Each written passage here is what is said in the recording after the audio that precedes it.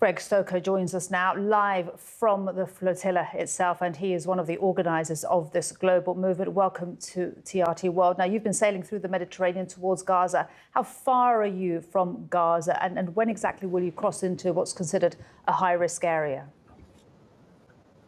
So we crossed the longitudinal line recently around Port Said in Egypt. We're about 200 or so nautical miles off the coast of Gaza. Cross into what we anticipate to be the interdiction zone, or the zone in which the Israeli Navy will confront us in international waters around 4 a.m. This morning, local time, Gaza time. And we would just like to remind everyone that this action, humanitarian civilian aid mission in international waters, in American international waters. Greg, we're having trouble hearing you, but a point that we've heard from the Italian Prime Minister, Giorgia Meloni, she's calling on the Gaza aid flotilla to stop now. Why is that, given that she sent one of Italy's Navy ships to accompany you, as did Spain? Well, the political situation is complicated. The Italian naval ships were, there's a lot of reasons they were launched. One of them was from the massive parallel action launched by organized labor within the Italian peninsula, shutting down 75 townships and cities in solidarity with the global Sumud Flotilla. Also, navies generally have an obligation to maintain freedom of navigation throughout their waters and international waters, so that's part of it as well. We don't expect any material support from the Italian or Spanish Navy.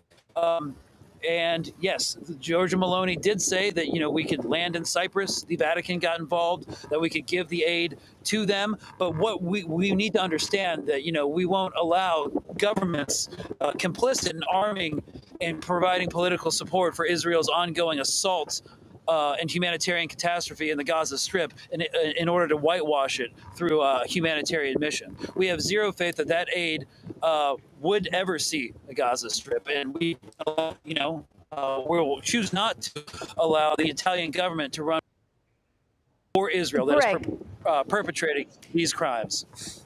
And a question on so many people's minds, I'm sure, is what happens if Israel does attack the flotilla?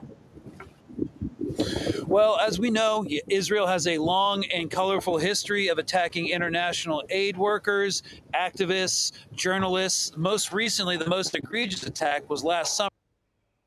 Central food kitchen convoy in the Gaza Strip, which was comprised of three different vehicles, and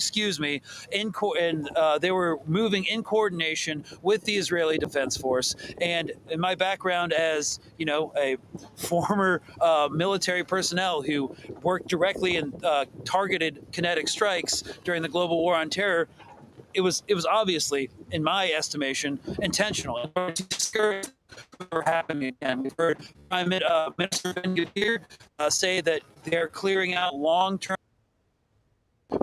imprisonment in order to deter this from ever happening again. Israel is not in the best political position right now. They had an abysmal showing at the UN with Minister Netanyahu's speech, and the more flagrant violations of international law will only compound their political situation. So, yeah, the attack on the ships is politically, we don't know. Are we prepared for it? Yes, we are mentally prepared for it. They are a rogue actor acting without impunity. And Greg, how would Italy and Spain react, do you think, given that their Navy ships are accompanying you there? It's interesting because we've seen two NATO countries now supply naval assets, not necessarily in confrontation with the Israeli government, but definitely with conflict with the Israeli government. But in terms of material support, we believe they'll render life-saving aid in the event of a catastrophe. But beyond that, no direct intervention. We are very much without the protection we have.